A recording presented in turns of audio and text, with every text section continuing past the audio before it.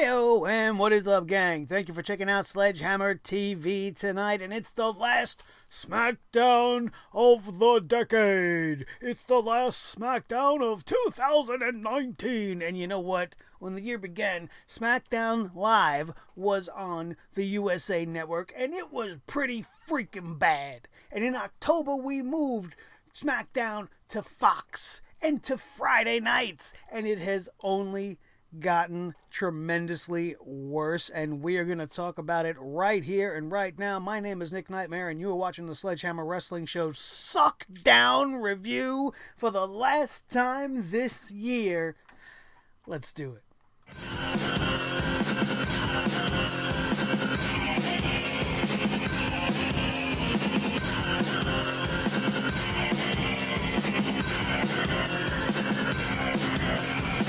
Sledgehammer Wrestling Show.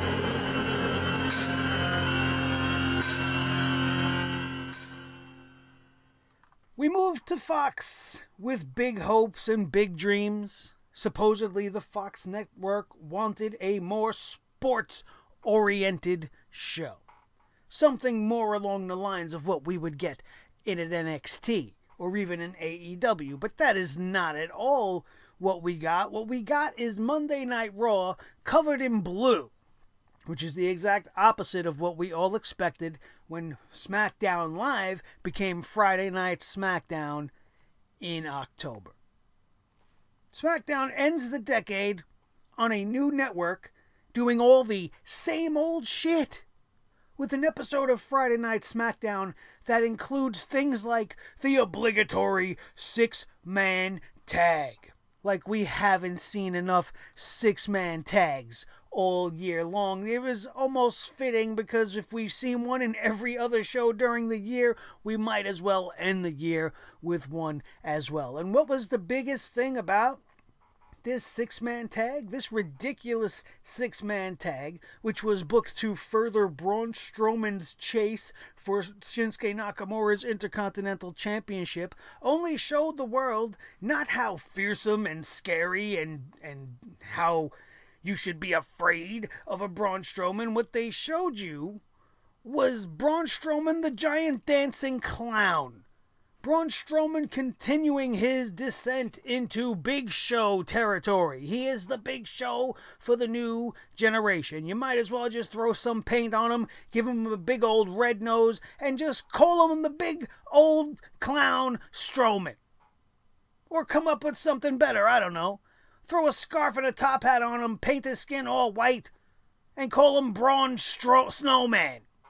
Why not? It's the holiday season. Are you kidding me? This is the guy that they got in mind to challenge for the Intercontinental Championship. Do you remember what Braun Strowman was when he came out and at his hottest point? Would you have ever imagined that you would see Braun Strowman dancing around like a jackass? Get these hips! You want to get these hips? That's all the New Day brings to the situation. You put the New Day out there, you're going to get pancakes, you're going to get gyrating hips, and you're going to get big 7-foot-tall men who should be fearsome and monstrous, dancing like a giant clown. Oh, well, it's funny. It's funny. It's entertainment. No. This guy, Braun Strowman, goes from monster to moron and back more times than I could count in the last year alone. This is what we get from Friday Night SmackDown. We get Otis's mother's fruitcake. Last week it was ham. This week it's fruitcake. What is with the obsession with food? And the WWE creative team, they have no other motivating factors for people to either A, fall in love, or B, have a reason to fight. We got Otis out there giving a fruitcake to Mandy Rose. Fantastic. It's a thank you for the ham from last week. This is my wrestling show. We're exchanging food gifts. Okay, fine. But then you got Mandy being all nice to Otis in the back. And then when she goes out to the ring to wrestle, she's a bitch. She's screaming in Carmella's face, "You'll never look like me." She's still the conceited Mandy Rose. And it's kind of confusing. Like, are we supposed to get behind Mandy Rose? Are we supposed to want her to get with Otis and succeed in some sort of relationship with him? Or are we supposed to continue to hate her and not want her to get involved with Otis? What was with the involvement of Dolph Ziggler? All of a sudden, Dolph Ziggler has a hard-on for Mandy Rose. This is certainly out of nowhere, but, we got to get somebody that has to do with King Corbin involved in everything. And this guy goes out there, and first of all, he tastes this cake, right? He puts his finger into the fruitcake, and he tastes it. And then after he tastes it, he thought he found it necessary to tell Mandy Rose that he thought he heard somebody in the back say that there were roaches on this cake. You just tasted the cake, idiot. If you heard this, if I heard that there were roaches supposedly on somebody's cake, I'm certainly not going to go over there and taste it, because I have prior knowledge of the fact that there may or may not have been bugs in this cake. But this guy tastes it and then goes, wait a minute, I heard there might have been roaches in here. And then he takes the whole thing and makes it even worse and ruins a perfectly good pair of Jordans. The last time I had a pair of Jordans was when having a pair of Jordans was actually something of relevance and actually meant something. But this guy goes out and ruins a perfectly good pair of sneakers. Probably some of you sneaker aficionados out there were probably just pissed off about what you just seen go down. Not because he smashed a fruitcake, but because he ruined those shoes. And they were pretty damn nice looking sneakers, if you ask me. But who intentionally ruins a pair of Jordans? I knew guys that would beat the shit out of somebody if you even stepped on their Jordans and left a mark. What's wrong with this guy? And what the hell does he give a shit about Mandy Rose and Otis all of a sudden? All of a sudden, just like that, we're supposed to give a shit. Baron Corbin and Roman Reigns being the focal point of SmackDown over the course of the last couple of weeks. When you have The Fiend as your Universal Champion, you have Bray Wyatt as the Universal Champion, you got Daniel Bryan chasing him for that championship. He's also trying to get revenge and wants his rematch against The Fiend for what has happened when they already clashed. But what does the WWE do? They don't take the time to invest in that story and give us compelling television. No, they do not function like The Mandalorian, I'll tell you that much. Because the television they give us is overcrowded, nonsensical bullshit. What purpose does The Miz really serve in this whole entire thing, except to give us somebody for Daniel Bryan to wrestle other than Bray Wyatt, which is the only thing we should be focusing on right now because he is the champion of this company? What is the reason why Baron Corbin, just because he's the king and he beat Roman Reigns, suddenly is being interjected into the Universal title situation? It's already got too many people in it with The Miz, and now you're going to add two more clowns. You're going to add King Corbin and Roman Reigns into a scenario that they should have nothing to do with. Not just because it's an overcrowded situation, but because this story between these two jagoffs is one of the two worst stories in all of professional wrestling right now. It is rivaled only in its amount of terribleness by Lana and Lashley and Rusev and all of that shit that's going on Monday Night Raw. We got that angle over there, which is one of the worst in all of wrestling, and we got this angle here, which is one of the worst in all of wrestling, which is only being made worse by the WWE's obsession with making it the main story of the entire show, even more so than they're doing with Lana and Lashley. We're getting the big stupid wedding that I can't wait to bring the hammer down on this Monday night. But this, Roman and Corbin, is more important than the Universal Championship. They are more important than the Intercontinental Championship. They are more important than the Tag Team Championships. This feud is of such great importance, and I don't know why. Is battling Roman Reigns more special than winning a WWE Universal Championship? Do they think that little of the title? Do they think that little of Bray Wyatt and Daniel Bryan? Did you not see, even though it was bathed in red, maybe the red you guys couldn't see any more clearly than I could, but from what you were able to get out of the last encounter between Daniel Bryan and the Fiend Bray Wyatt, why would you not want to just continue on with that? Fine, you got The Miz involved. He should be out of the picture already. Bray Wyatt took care of The Miz. The Miz should be gone. Out of the whole picture. This should only be about the champion and his challenger. two of the most intriguing individuals. Daniel Bryan, the most over man in all of professional wrestling and still underappreciated by the company he works for. And then Bray Wyatt, who's one of the most unique and fresh individuals and a new character with a new persona, two personas. And you wait 2 hours to see the Universal Champion. And he says nothing, essentially, other than, "Hey, Daniel, I'm so happy you won tonight. Can't wait to see you at the Royal Rumble." And they certainly took a fucking long way to get there, I'll tell you that much. And they definitely didn't focus on what was important. The addition of Reigns and Corbin to anything immediately takes me out of the situation. I don't care. I don't care that Dolph Ziggler came out and tried to help Baron Corbin by kicking Daniel Bryan in the face with his cake-covered shoes. I don't care about anything that happened in the women's division on this night. How you can have Mandy Rose and Sonya Deville starting to hint at some sort of a breakup is ridiculous. God damn it, they are one of the, maybe not the only other real tag team in the women's division besides the Kabuki Warriors. And you're going to break them up instead of utilizing them where they are sorely needed? Instead of that, you're going to have Mandy Rose in this love triangle with Otis and Dolph Ziggler. What? Let's focus on what's important. Let's focus on a women's division, a women's tag team division. We got a great women's tag team here. Makes sense. You could put a nice spotlight on Sonya Deville.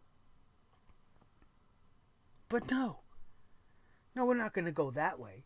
We're not even going to build Mandy Rose. We're going to put her on SmackDown tonight again against Carmella and have her lose again. Instead of trying to build up the newer faces, Carmella's had her time in the sun. It is her job now to help the new girls look like they deserve to even be there. What's the point of Mandy Rose getting this push and continuing to go out to the ring if all the girl's gonna do is lose? Did you enjoy a moment of bliss tonight? I certainly didn't. Because who is the guest? Bam, bam, I'm coming out here, my cherry top on. I still don't give a shit about her. Bam, bam. Why should we? Why should we care? Oh, because now her little daughter was made fun of and poked fun at by Sasha Banks. She was teasing the little 6-year-old, and now I'm supposed to crumble and melt inside and just be all for the United States Marine Corps lady, Lacey Evans. It doesn't work that easily. I will never understand why she wasn't brought in as a babyface in the first place. They probably would have made her corny and cheesy as hell, but this type of a story for this woman is what you needed to do from the get-go. She's been walking around calling everybody nasties, shoving her handkerchief in places, and nobody's given a shit. She's been given main event after main event, chance after chance at the WWE Women's Championship, only to end up losing over and over and over again. She's still green as grass, and they're giving her Dana Brooke as a partner for most scenarios over the course of the last couple of weeks, which definitely is not raising the stock for anybody other than Dave Bautista. Because nobody wants to see any of this. We had a tag team matchup with Lacey Evans and Dana Brooke versus Sasha and Bayley. And I swear to God, I am so over Sasha and Bayley. And it's not a slight on either one of them. I love them both. Individually, I think they would be fantastic. We have seen this boss and connection crap for so long that even though it's taken a little bit of a different turn and now Bayley's bad now, badly. That was a stupid name, but hey, I say what comes to mind. It doesn't do anything for me. I am so sick of seeing them seemingly attached at the hip, just as I am sick of seeing Charlotte and Becky on the other show just constantly with each other, teaming with each other, fighting against each other. It doesn't matter. I'm so tired of it. It's all we've ever gotten for the last 3 years in the women's division since these women have been called up. And now we're going back to this. You're going to go give them the championships of the tag team division again? Why? So she could be Bayley 2 belts? That's going to be the new freaking thing? Nobody wants to see any of that. No more than we needed to see this tag team matchup from the women on this night. It was unnecessary. Just as unnecessary as the moment of Bliss. What was the point of that? Alexa Bliss asked like one question and then Lacey Evans shut it down and wanted to go to the ring to fight. I'm supposed to get all hype about it? Bam, bam. She wants to fight now. She's such a good girl. Fuck out of here. This show was abysmal. As always, there is no sign of anything changing for the better, and we are ending the year and ending the decade on just as sour of a note as we began 2019. There is no hope in sight as far as the eye can see. At least as far as this guy can see. And you guys, I don't know how you feel. Make sure you let me know how you feel in the comment section down below. If you've been enjoying the show so far, don't forget to smash that thumbs up and then subscribe to this channel to make sure that you don't miss a thing, as we got a whole lot going on this channel, but we'll get back to that at the end of the show. Let's talk about this card up and down. We kind of hit the important parts, but calling them important is nice. We brought the hammer down on everything wrong with this show at its base, at its core. So let's just go through tonight's live episode of SmackDown from the Little Caesars Pizza Arena. And I would have much rather been sitting and eating at a Little Caesars somewhere in the world watching absolutely nothing than having to sit through tonight's episode of SmackDown. So, we were going into this thing knowing about this triple threat. And here's where, I talk about how Baron Corbin and Reigns take you out of the moment, right? And right off the bat, right as this show begins, they were supposed to kick it off with this triple threat. Corbin versus Daniel Bryan versus The Miz. But shenanigans ensue. Baron Corbin comes out with his stupid sedan. Daniel Bryan's already out there, ready for action. And then Roman Reigns' music hit as Baron Corbin's pulling off some ridiculously boring promo. The guys that were holding the sedan dropped the sedan because they got so frightened of entrance music playing. Apparently they don't know where they are, and that's a thing that actually happens. It's not like fireworks went off behind them. It was just the friggin' Roman Reigns song starts. They dropped Baron Corbin. I didn't laugh because I don't care. I don't care. I wasn't happy that he fell and was dropped. I wasn't happy that I was watching any of this, because I just wanted this match to get underway so we can get over it and get to Daniel Bryan versus The Fiend, which I knew which was going to be the way to go. But instead of this, instead of coming back from the break after Baron Corbin got dropped on his stupid egghead, we come back to him in the back. We don't come back to the match beginning or The Miz coming out and starting the match. We come back to him saying, well, I want this match postponed. He's not going to be medically cleared. He's in a trainer's office. He's trying to pull some kind of shit that he doesn't want this match to happen now. Apparently, Roman Reigns is asked to leave the building.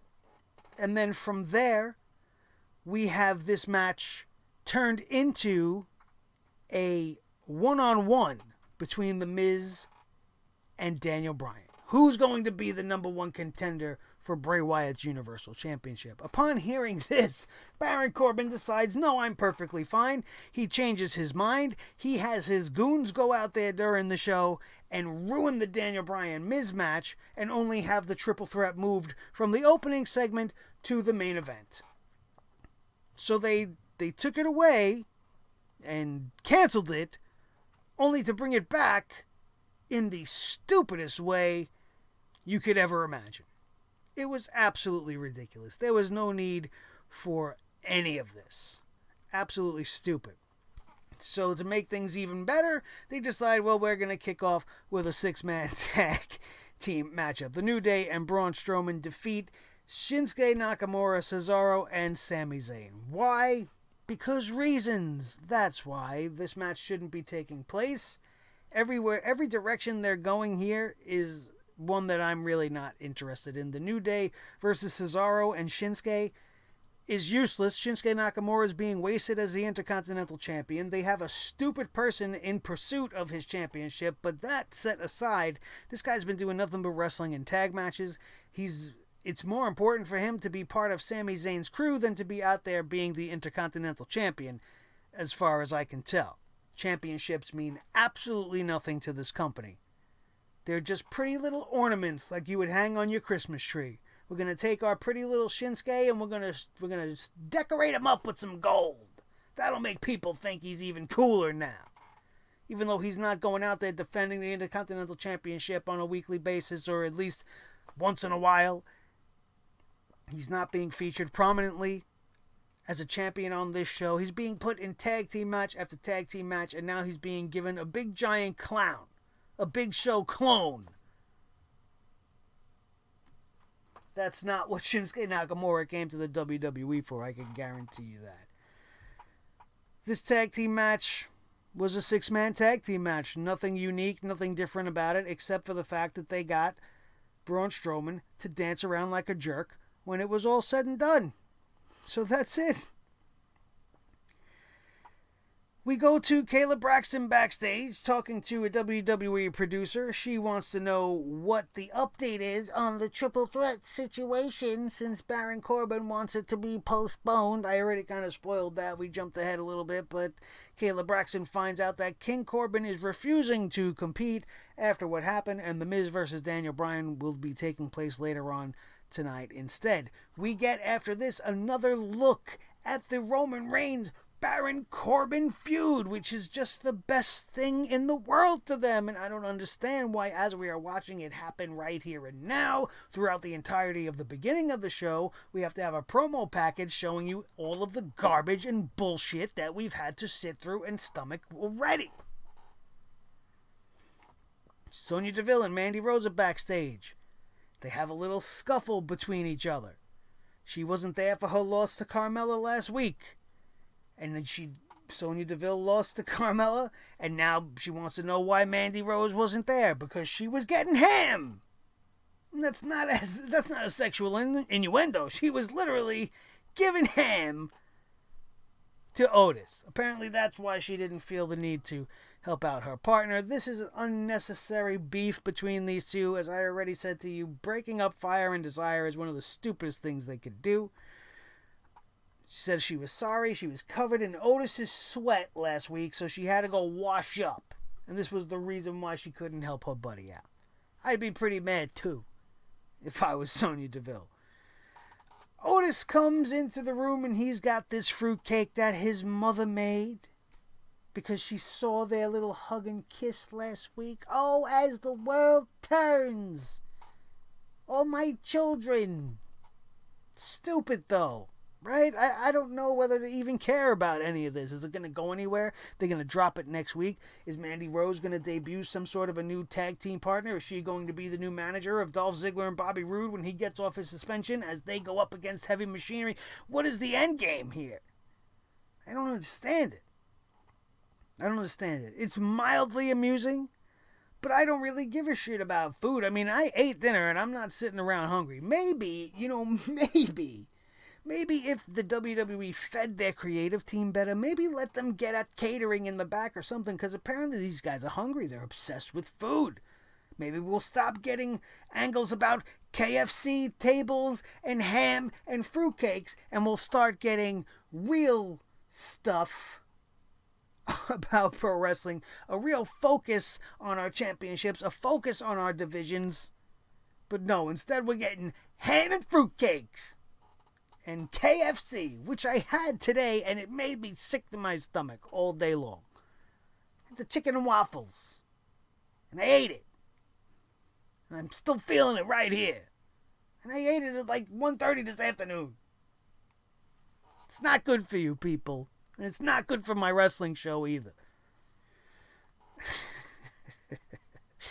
Carmella versus Mandy Rose was a quick defeat of Mandy Rose by Carmella.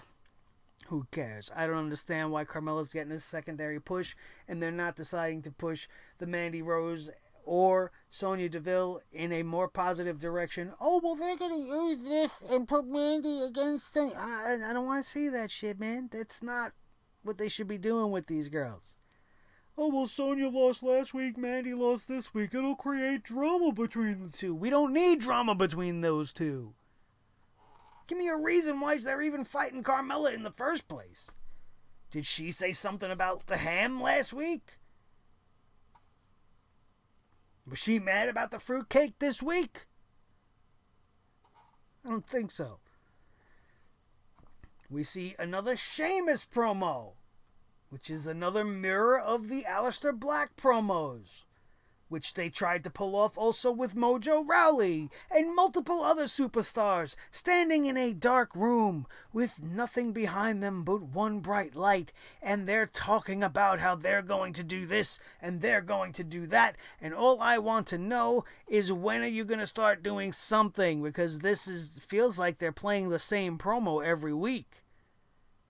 The verbiage is not that different from week to week. Do something. Are you waiting for 2020?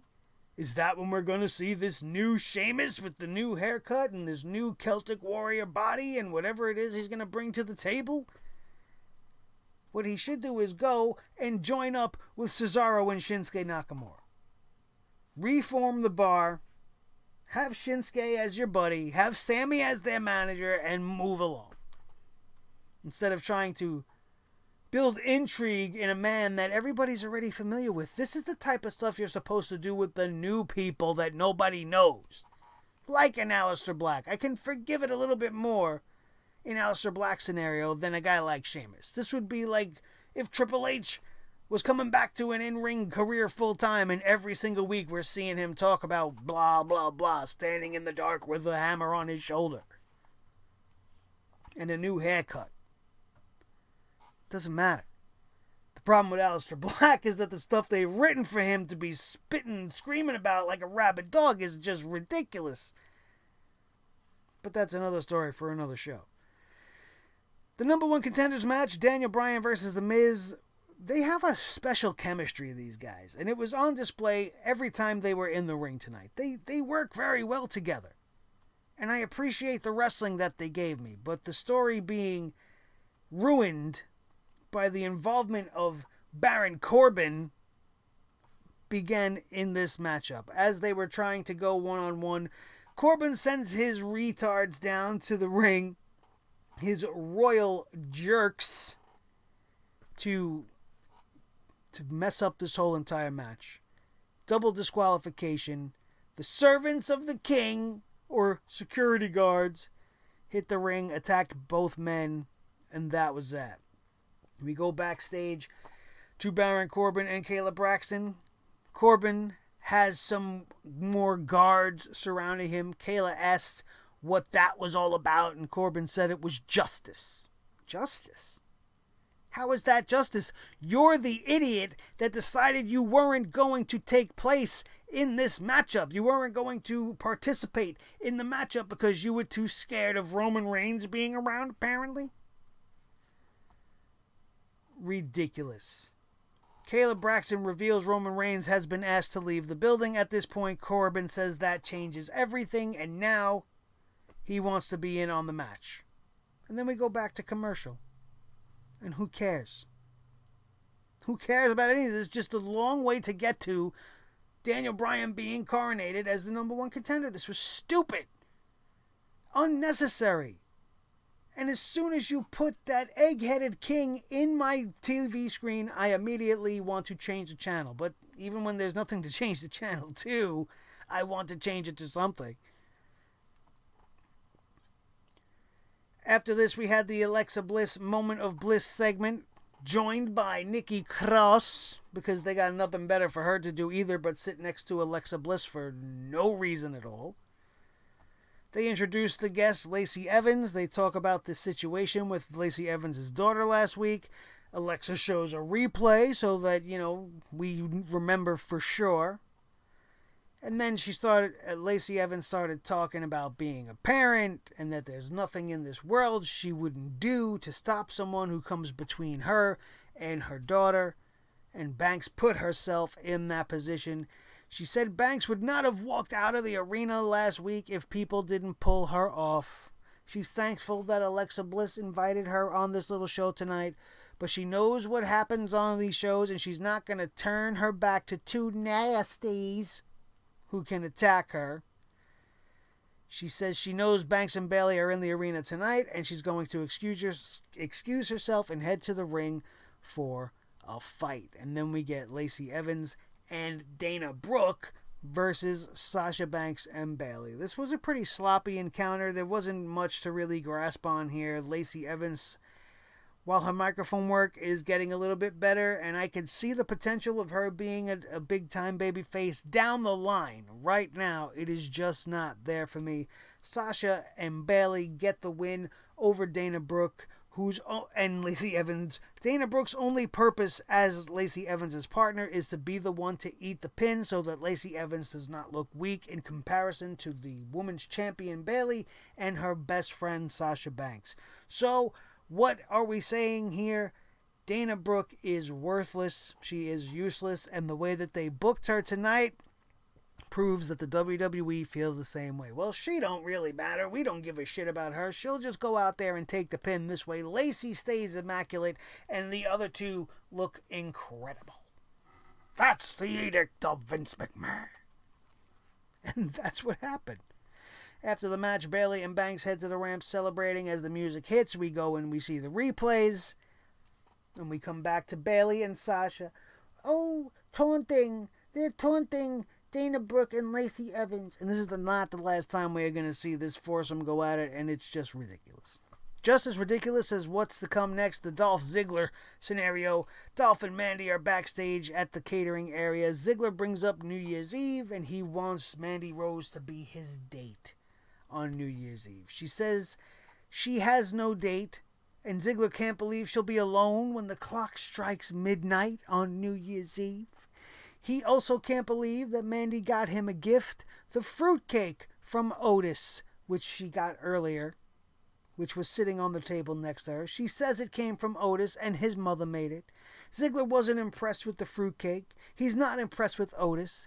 He says some derogatory things about the big guy. He says Otis probably gave a cake to everybody in the locker room, and someone found a roach in one, which I mentioned to you, he said, after he took a big heaping fingerful of frosting off the top of the fruitcake he supposedly doesn't even like. Bug-covered fruitcake for Dolph Ziggler. Dumbass. He says Otis can't possibly know anything about a woman like Mandy Rose. Ziggler put the cake on the ground, stomped it, ruining his Michael Jordan shoes. And then Corbin comes in because, like I said, we have to have Baron Corbin involved in every fucking thing. Says he needs Dolph Ziggler. He needs to speak with him. And then they exit stage left. We see a vignette from Mustafa Ali, which we haven't kind of seen in some time. Mustafa Ali said 2019 didn't go his way. They wanted to highlight the Money in the Bank situation. The same night Money in the Bank where he should have won that match because he had way more than enough time to get that briefcase on multiple occasions during that match. There are dark times in this year, Ali says, but he refuses to stand in the dark. He says he is the light and all of the same stuff that we've been hearing from Ali, and hopefully they book him in a better light going forward into 2020. Maybe it will be the year of Mustafa Ali. Probably not. Probably not. But he's definitely worth the time and attention. They should be building something like the Intercontinental Championship around a guy like Ali that can go. Mustafa Ali versus Shinsuke Nakamura is much more enticing than Shinsuke versus Braun Strowman. Time will tell if that's the route they're going to go. More often than not, we already know that's not the case. Once again, we got to go back to the fruitcake situation because Otis is walking around in the back. He doesn't look happy. He finds his fruitcake on the floor, which was destroyed by Dolph Ziggler, and he gets all mad and does his best little lion face, showing how mad he is. Thespian acting by the big man over a fruitcake and over a Mandy Rose. Getting mad about the Mandy Rose thing, hey, I can understand that. But getting mad about the fruitcake? Come on, bro. I'm sure you had more than enough fruitcake at Grandma's, at Mom's, over the course of the holiday season. Don't get your feelings hurt. Dolph Ziggler ruined a pair of $100 shoes just to insult you. So take that as a compliment, because he's the jerk-off in this scenario, hands down. We finished the show with the number one contenders triple threat match, which was given a good 20 minutes to close out the show. But considering the fact that Baron Corbin was involved, I really didn't pay attention much. I don't care how good it got. All I wanted was to see who won. I didn't give a shit about the matchup because it had this man involved in it. So I was barely paying attention at best until, of course, Roman Reigns, who was supposed to not be here, comes back to save the day. He gets Baron Corbin. He beats the shit out of him. He chases him out of the arena, leaving it to the one-on-one matchup we were supposed to have between Daniel Bryan and The Miz anyway. And this is when my attention was turned back to the show. And for the last 5 to 7 minutes, however long it was, I got to watch Daniel Bryan and The Miz do it up for the end of the show. And thankfully, this Miz stuff could be put to rest as Daniel Bryan locked in the LeBell Lock after a pretty impressive couple of sequences with The Miz that you can't take any credit away from these guys for. They did the best they could. The wrestling in-ring action was good. It's not their fault that WWE's messing up the story along the way. They're doing their job telling the story in the ring. Daniel Bryan comes out on top, tapping out The Miz, and he is now the sole contender to Bray Wyatt and the Universal Championship. Wyatt took 2 hours to get there. Why they did all these ridiculous things in between and on this road to this matchup, I will never understand. While Daniel Bryan is celebrating in the ring, Bray Wyatt comes up on the Titantron. He's really happy. He's clapping his hands and he's fun. He's got the Firefly Funhouse going on and he's super happy to be facing Daniel Bryan at the Royal Rumble on January 26th, which means we still got a couple of weeks for them to make this even worse. I fully expect Baron Corbin to say he was cheated, and we're going to be getting Daniel Bryan versus Baron Corbin, and we'll be inserting Roman Reigns. Before you know it, they're all going to be in this matchup by the time we get to the Royal Rumble. It's the worst case scenario. Anyway, Bray Wyatt congratulates Daniel Bryan. We're going to have so much fun, he says. But Wyatt isn't sure if he is done with Daniel Bryan because he still remembers everything. They are still making light to what Daniel Bryan did to the Wyatt family all those years ago. That's the one thing about this storyline that makes me feel like you should be focusing more on it as the main program of the show, not this other garbage. This is the intriguing stuff.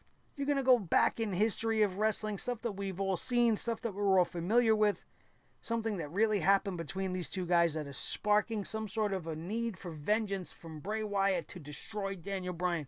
This is what we should be watching. This is what you should be cultivating between 2 hours of television. Not unnecessary shit. He wants to ask Daniel Bryan if he's willing to let him in.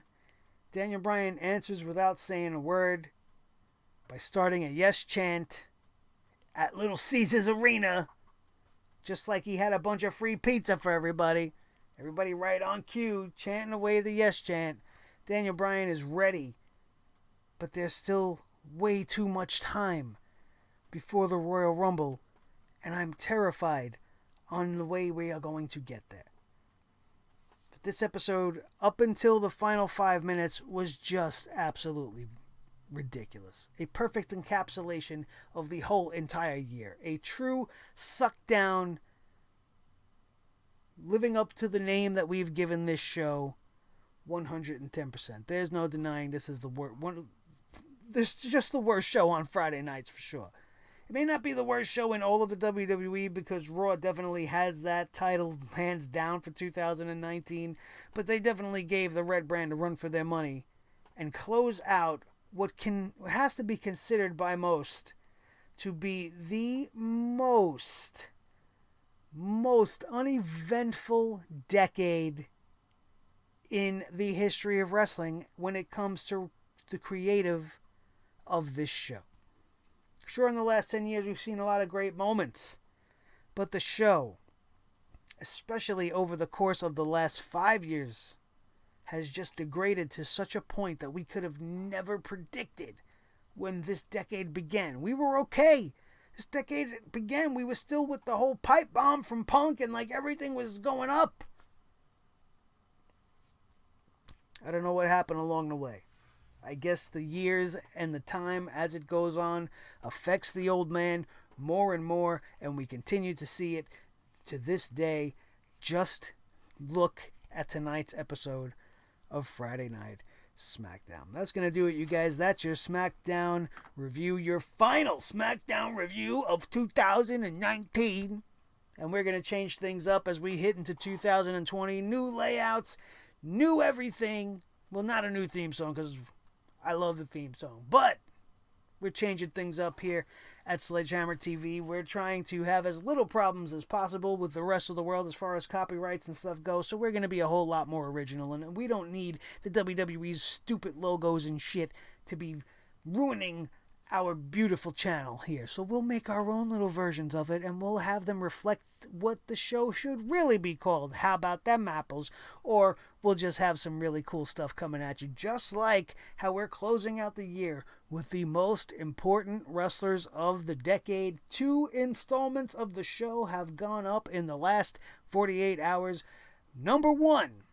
Well, not number 1. They're not numbered. It's not like a list of who, in order. It is just people that have proven to be some of the most important in the industry of professional wrestling. The first episode, I shouldn't have said number 1. The first episode number 1, is featuring one of the founders of AEW, Cody Rhodes. You can check that one out. And we dropped just before SmackDown went live this evening the second installment featuring The Game, Triple H. Go check those out if you haven't done so already. If you have done so, go check them out again. They're only 15 minutes.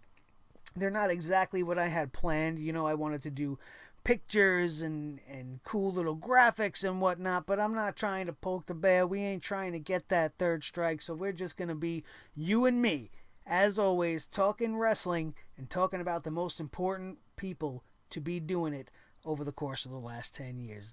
Definitely worth a watch. Go check that out. Don't forget to hit the like button if you enjoyed today's show. If it made you laugh, if it made you cry, if it made you enjoy the show in any way, just smash that thumbs up. Feel free to leave a round of applause if that button is there for you to click. Why don't you click it, see what happens, and feel free to do as you wish. It is certainly not obligatory, it is not necessary, but it is always very much appreciated. Just like I appreciate you guys sharing this video, hitting that subscribe button, becoming one of the over 2,000 plus that know when you want your wrestling news full of fun and entertainment, unlike what the WWE wants to give you. You're not going to see any 7-foot-tall dancing clowns here.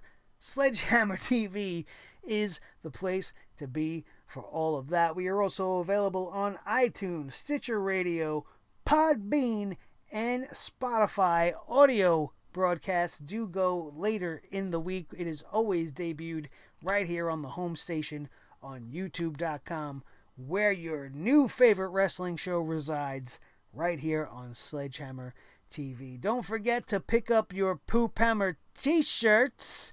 Still available towards the end of the year until 2019 is over. Once 2020 hits, you will not be able to get your hands on these pretty sweet shirts. Get them now before they're gone. Bonfire.com/store/sledgehammer-TV. Pick your favorite one. And don't forget to shoot me something on the social media. Either you're following me on the Instagram, if you follow me on Twitter, if you're following the Facebook fan page, go do all of those things and share with me the photos of yourself in our gear. This way, maybe I can put you guys on this show. You can get a nice little feature spot, feature segment to the sledgeheads that are wearing the gear. And that offer goes out as well to any of those that have bought shirts in the past, featuring the old logos and anything else that you have that represents us. Let me know. Let us see. So the rest of the Sledgeheads could see, and then maybe we'll all jump on board and get more and more stuff and continue to grow the largest faction and coolest faction of wrestling fans hitting the YouTube wrestling community in quite some time. And that's each and every one of you guys. I wouldn't be here without you. If I was sitting here and nobody was listening, I'd be a lunatic. Am I a lunatic? I don't know. The jury's still out on that one. But thank you guys for all your continued love and support of the channel. Don't forget to hit that notification bell as well so that you don't miss the list that will continue to keep coming at you of the most important wrestlers of the last decade, with the next installment might actually be a very controversial one.